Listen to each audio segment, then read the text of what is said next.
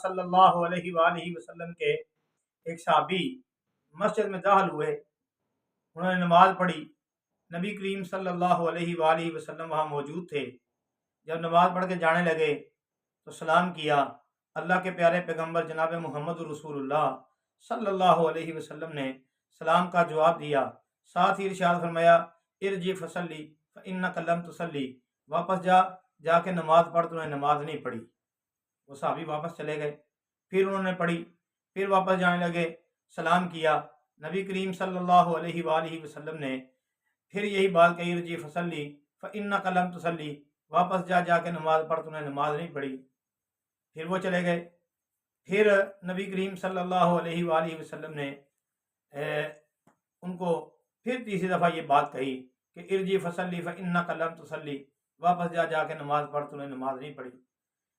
صحابی رسول یہ بات سمجھ گئے کہ میری نماز کے اندر کوئی نقص ہے، میری نماز جو ہے وہ رسول اللہ صلی اللہ علیہ وسلم کے طریقے والی نہیں ہے، اس کے اندر کوئی نہ کوئی نقص، کوئی کمی ہے، جس کی وجہ سے جناب محمد رسول اللہ صلی اللہ علیہ وسلم بار بار یہی کہتے ہیں کہ ارجع فصلی فانک لم تصلی، واپس جا کے نماز پڑھ، تو نے نماز نہیں پڑھی۔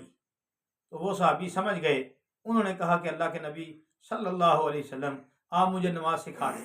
پھر نبی علیہ الصلوۃ والسلام نے اپنے صحابی کو جو کوئی کمی تھی، جو کوئی نقص تھا، اس کی نشاندہی کی، اصلاح فرما دی۔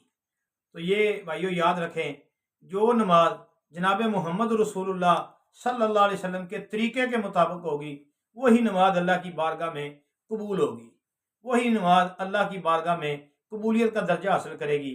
صحیح بخاری کے اندر ہے، رسول اللہ صلی اللہ علیہ وسلم نے یہ حکم دیا، فرمایا صلو کما رأیتمونی اصلی، نماز اس طرح پڑھو جس طرح مجھے نماز پڑھتے دیکھتے ہو۔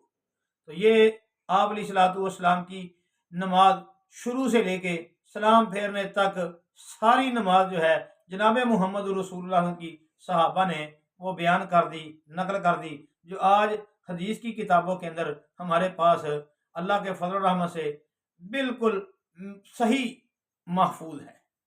تو وہ پڑھیں گے تو کامیابی حاصل ہوگی۔